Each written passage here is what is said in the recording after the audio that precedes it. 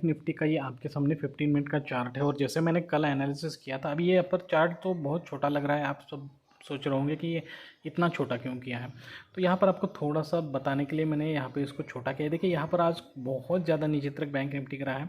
अब यहाँ पे सपोर्ट लेवल पे आया है। ऐसे सिचुएशन में जब आपको आसपास कोई सपोर्ट नहीं मिल रहा होता है तो हमें सपोर्ट किस तरीके से ढूंढना चाहिए, तो उसको थोड़ा सा और छोटा करना चाहिए। और यहाँ पर देख सकते हैं कि पिछली वक्त जहाँ से मार्केट ज़्यादा ऊपर के साइड पे रिवर्स हुआ था वही हमारे लिए बनेगा। देखिए यहाँ पर ये बन गया हमारे लिए सपोर्ट एरिया। ठीक है,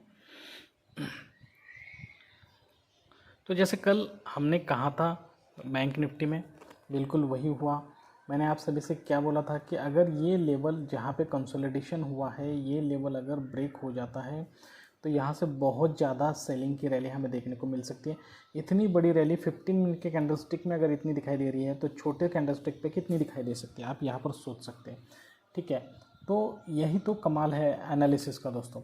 अगर आपको ये पता होता, और यहाँ पर जैसे मैंने आपको ये भी हमेशा हमारे वीडियो में जो बताते रहता हूँ कि अगर यहाँ पे पहली मूव में बिल्कुल भी नहीं जाना है। जैसे कि पहली मूव यहाँ पे हुई, सेकंड मूव यहाँ पे, और यहाँ से जैसे मार्केट घूमा है और इसके ऊपर अगर आप स्टॉप लॉस लगा देते हैं और ये 1:1 1:2 रेशो आप ले लेते हैं तो भी आपको अच्छा खासा यहाँ पर प्रॉफिट मिल सकता था। ठीक है, और साथ ही साथ यहाँ पर आपको सपोर्ट के लिए 9 मूविंग एवरेज भी था जो इसके नीचे कैंडल्स बन रही थी।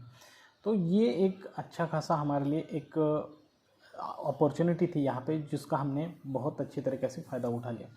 ठीक है, तब यहाँ पे सपोर्ट हमने निकाल लिया है और रेजिस्टेंस ऑलरेडी, जो रेजिस्टेंस है यहाँ पे, जो ये जो ब्लू कैंडल है वो हमारे लिए रेजिस्टेंस बनेगी। अब हमारे लिए ऊपर वाला कोई रेजिस्टेंस नहीं रहा है दोस्तों। ठीक है, अब आप यहाँ पर थोड़ा सा लॉजिकली सोचने की कोशिश करना कि अगर कोई भी सेलर है, जैसे कि मैंने आपको कल भी बताया था कि अगर यहाँ पे इतनी बड़ी कैंडल बनाई गई है किसी सेलर से, यहाँ पे इतनी बड़ी कैंडल बनाई गई है किसी भी सेलर से, उसका कोई ना कोई तो लॉजिक होगा ना। उसने यहाँ पे क्यों इतना सेल किया है, वो शायद उसे ऐसा कहीं तो जाकर ऐसा लगा होगा कि मार्केट अभी इस लेवल से ऊपर नहीं जाएगा, इसलिए तो उसने यहाँ पे इतना बड़ा सेल किया है। ठीक है, और उसका स्टॉप लॉस इस 200 मूविंग एवरेज के ऊपर कहीं तो होना ही चाहिए। ठीक है, तो ये सब चीज़ें होती है सोचने के दोस्तों। और उसके बाद इस तरीके से जैसे वो सेलिंग हुआ, फिर बायर वीक हुए तो यहाँ पर फिर सेलिंग है, तो आपको यहाँ पर बिल्कुल बेझिझक यहाँ पर एंट्री करनी चाहिए थी। दोस्तों मैं हूँ श्रीशैल और आप सभी का स्वागत करता हूँ आपके अपने YouTube channel trade with attitude में। अब यहाँ पर जो सपोर्ट और रेजिस्टेंस हमने निकाला है, अब इसके हिसाब से कल क्या हो सकता है बैंक निफ्टी में, इसके बारे में थोड़ा सा सोचेंगे। लेकिन इससे पहले थोड़ा सा क्रूड ऑयल में चलते हैं। क्रूड ऑयल में दोस्तों यहाँ पर हमारे लिए कल जो हमने एनालिसिस किया था वो थोड़ा सा गलत हो गया। ठीक है, एक्चुअली मुझे यहाँ पे पुट साइड पे एंट्री लेनी चाहिए थे। देखिए एनालिसिस करते वक्त कभी कभी अगर गलती हो जाती है। यहाँ पर देख सकते हैं आप, यहाँ पर मैंने मार्क करके भी रखा था ये लेवल्स, सेलिंग लेवल्स। ठीक है, और यहाँ पर भी मुझे सोचना चाहिए था कि अगर इन लेवल्स के ऊपर यहाँ पे सेलिंग हुई है, ठीक है, इसका मतलब है कि ऊपर साइड पे कोई भी बायर नहीं है। ओके, कोई भी ऊपर के साइड पे सेलिंग करने के लिए कोई है नहीं है, तो इसके लिए यहाँ पर बायर नहीं आएंगे ऊपर के साइड पे, क्योंकि कोई तो ऊपर सेल करने के लिए होना चाहिए तभी तो बायर आएंगे ना। ठीक है, तो इसलिए वहाँ पे कोई नहीं था, इसलिए यहाँ से मार्केट नीचे गिरा। और उसके बाद यहाँ पर जितने सेकंड टाइम यहाँ पर हमें अपॉर्चुनिटी मिली थी जो हमने मिस कर दिया। अब यहाँ पर भी हमारे लिए एक अपॉर्चुनिटी बन रही है दोस्तों। देख सकते हैं आप यहाँ पे 200 मूविंग एवरेज और 9 मूविंग एवरेज का अच्छा खासा कॉम्बिनेशन यहाँ पे हमें दिखाई दे रहा है। फिर एक बार यहाँ पे अच्छे खासे कैंडल्स बन रहे हैं और इसके ऊपर बायर्स है अभी भी, इतने ऊपर तक जाने के लिए बायर्स है अभी भी। तो अब यहाँ पर भी हम एक चांस ले सकते हैं। देखिए अपॉर्चुनिटी अगर आपको लग रही है तो उसका फ़ायदा उठाना हमारा काम है। ठीक है, लेकिन अगर उसको लेने के बाद अगर आपका एनालिसिस गलत होता है और आपके खिलाफ कभी भी मार्केट चला जाता है तो फिर स्टॉप लॉस ज़रूर ले लेना चाहिए। क्योंकि अगर स्टॉप लॉस नहीं ले लेते तो देखिए कितना ज़्यादा नुकसान हो जाता है। अगर आज तक होल्ड करते तो इतना नीचे तक अभी तक यहाँ तक भी नहीं आया मार्केट, ये सिचुएशन होती है। ठीक है, तब थोड़ा सा वेट करेंगे। अगर ये रेड कैंडल के क्लोज के बाद अगर कोई ग्रीन कैंडल बनती हुई नज़र आएगी तो हम उसमें एंट्री करने की कोशिश करेंगे। तब तक चलते हैं बैंक निफ्टी और निफ्टी के एनालिसिस में। देखिए दोस्तों, अब यहाँ से मार्केट में मैंने जैसे कहा कि इसके ऊपर कोई भी सेलर नहीं है, इसलिए बायर नहीं आए और सेलर ज़्यादा पावरफुल थे तो यहाँ पर सेलिंग हुआ है।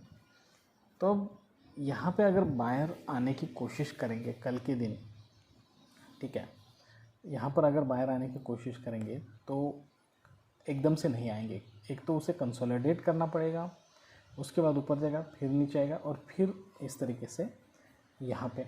अब इस तरीके के कंसोलिडेशन क्यों होगा? बिल्कुल सेम चीज़ है कि अगर ऊपर सेलर नहीं है, ठीक है, ऊपर सेलर नहीं है तो इसलिए बायर नहीं आए, तो सेम चीज़ है कि नीचे के साइड पे बायर नहीं है। आपको समझ में आ रहा है? अब सेलर नहीं है तो बायर नहीं है, तो नीचे के साइड पे बायर नहीं है तो सेलर आएंगे, ठीक है।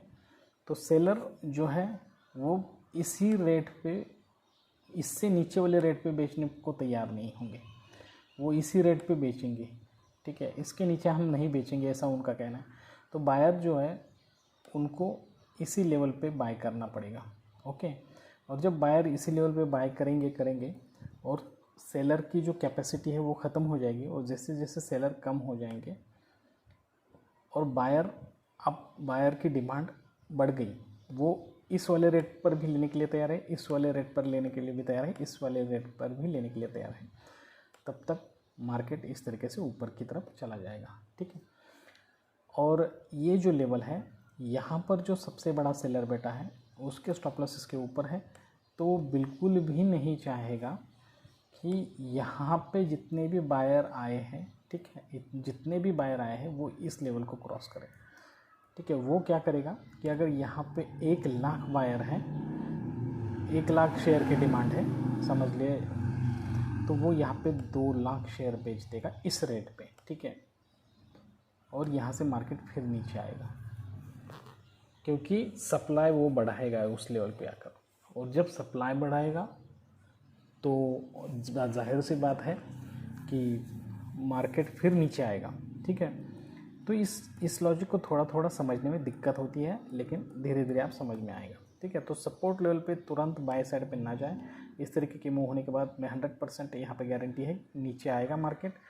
फिर एक बार यहाँ पर सेलर्स ट्राई करेंगे बहुत ज़्यादा सेल करने की, फिर बायर आएंगे, और अगर इस तरह से बायर की तरफ मूव होती है तो यहाँ पर आप बाय कर सकते हैं और इसके नीचे स्टॉप लॉस लगाकर 1:1 1:2 रेशो ले सकते हैं, ठीक है। अब यहाँ पे अगर समझो गैप अप हो जाए बहुत ज़्यादा और मार्केट यहाँ तक आ जाए और यहीं से नीचे घूम रहा है, इस लेवल को ब्रेक नहीं कर रहा है, ठीक है, और फिर और बायर आ गए लेकिन बायर अब वीक है और फिर नीचे घूम रहा है, तो यहाँ पे हमें समझ में आना चाहिए कि यहाँ पे सप्लाई बढ़ा दिया गया है, तो यहाँ पर हम स्टॉप लॉस लगाएंगे और 1:1 1:2 रेशो पुट साइड पे ज़रूर लेंगे, ठीक है। तो ये मैंने बैंक निफ्टी में बता दिया। अब निफ्टी में चलते हैं, निफ्टी में देखेंगे क्या होता है। देखिए यहाँ पर एक बहुत बड़ी रेड कैंडल बनी है, रुकने का यही फ़ायदा होता है। अब रुकने का फ़ायदा क्या है दोस्तों, कि जैसे ही ये रेड कैंडल थोड़ी और नीचे आएगी तो हम यहाँ पे बाय करेंगे, स्टॉप लॉस इसके नीचे लगाएंगे और बाय करने की कोशिश करेंगे, तो हमारे लिए स्टॉप लॉस कम रहेगा।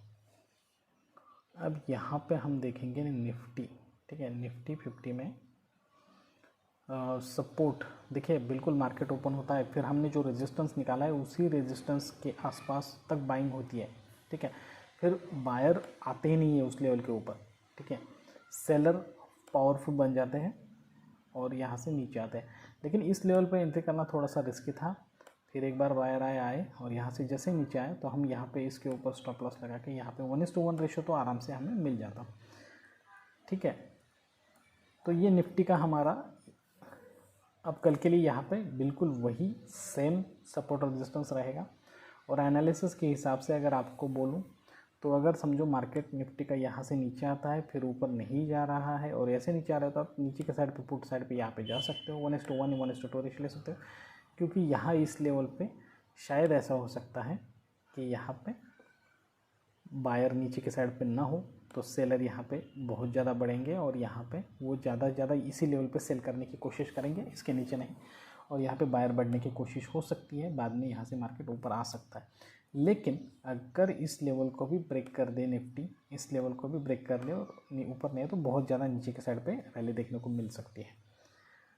अगर दोस्तों यहाँ पर मार्केट ओपन इसी लेवल पर हो गया और यहाँ पर बाइंग दिया फिर नीचे आया और इस तरीके से ऊपर जा रहा है, इस लेवल यहाँ के स्टॉप लॉसेस हंट नहीं किया है, तो हमें यहाँ पे 1:1 1:2 रेशो मिल सकता है आराम से ऊपर के साइड पे। सेम चीज़ निफ्टी भी अगर गैप अप हो जाता है और रेजिस्टेंस लेवल को ब्रेक करता है, कंसोलिडेशन करके अगर नीचे आता है और फिर ऊपर आ रहा है और फिर यहाँ से नीचे आ रहा है, तो हमें यहाँ पे स्टॉप लॉस लगाना चाहिए और पुट साइड पे 1:1 1:2 रेशो आराम से ले लेना चाहिए। ठीक है, तो इसके पीछे का लॉजिक धीरे धीरे आपको समझ में आएगा, ज़्यादा प्रेशर ना ले। ठीक है, तो निफ्टी में सपोर्ट रेजिस्टेंस यही रहेगा। अब चलते थोड़ा सा क्रूड ऑयल की तरफ देखते हैं। अब देखो यहाँ पे बाइंग शुरू हो गई है दोस्तों, अब हम यहाँ पे एंट्री करेंगे। ठीक है, हम यहाँ पे एंट्री करेंगे, चाहे हमारा स्टॉप लॉस हंट हो या फिर कुछ भी हो, हम इस तरीके से अपॉर्चुनिटी नहीं छोड़ेंगे। कल का हमारा डिसीजन गलत था, ये हम यहाँ पे एक्सेप्ट करेंगे। अब आज का डिसीजन गलत नहीं है, आज हम हमारे डिसीजन पे अड़े रहेंगे, चाहे हमारा स्टॉप लॉस क्यों ना हंट हो जाए, और यहाँ पे 1:1 रेशो लेंगे। ठीक है, कल का डिसीजन गलत क्यों था? क्योंकि मैंने सप्लाई लेवल पे डिमांड के बारे में एनालिसिस किया था, लेकिन अभी यहाँ पे डिमांड लेवल पे है हम लोग, और यहाँ पे कम्बिनेशन भी हो चुका है और हम यहाँ से ऊपर की साइड पे जाएंगे। तो थोड़ा सा इसका रेशो मैं बढ़ाऊँगा, 1:2 करूँगा, 1:1 ही करूँगा। लेकिन इसका प्रॉब्लम क्या है दोस्तों कि हम लगाते हैं बहुत छोटा सा स्टॉप लॉस, इस लो के नीचे मैं लगाऊंगा स्टॉप लॉस, और टारगेट थोड़ा बड़ा ही। ठीक है, तो इससे क्या होता है कि मार्केट अगर थोड़ा बहुत नीचे आ जाता है तो तुरंत हमारे स्टॉप लॉसेस हंट हो जाते हैं, लेकिन यहाँ से ऊपर अगर चला गया तो हमें बहुत अच्छा रैली मिल सकता है। तो अब ये यहाँ पे जो कुछ भी होगा, अगर हमारा टारगेट जो होगा तो हम यहाँ पे आपको वीडियो बना के उसका भी वीडियो बनाएंगे। अगर नहीं होगा, स्टॉप लॉस अगर हंट होता है, तो मैं कल की वीडियो में आपको ज़रूर बताऊंगा उसके बारे में। ठीक है, उसका रीज़न भी बताऊंगा। अब आज तो कोई गलती नहीं है हमारी, हमने बिल्कुल करेक्ट साइड पे एंट्री करी है। ठीक है, लेकिन कल गलती हुई थी, वो हमने एक्सेप्ट भी की है। तो आज के लिए बस इतना ही दोस्तों। अगर ये वीडियो आपको अच्छा लगा, इन्फॉर्मेटिव लगा है, तो प्लीज़ हमारे चैनल को लाइक करना, शेयर करना, सब्सक्राइब करना, ज़्यादा से ज़्यादा अपने दोस्त और रिश्तेदारों के साथ हमारे चैनल को शेयर कीजिए। जल्दी इस तरीके के अच्छे और इन्फॉर्मेटिव वीडियो के साथ आप सभी से मुलाकात होगी। तब तक के लिए दीजिए इजाज़त। Thank you very much, bye bye दोस्तों।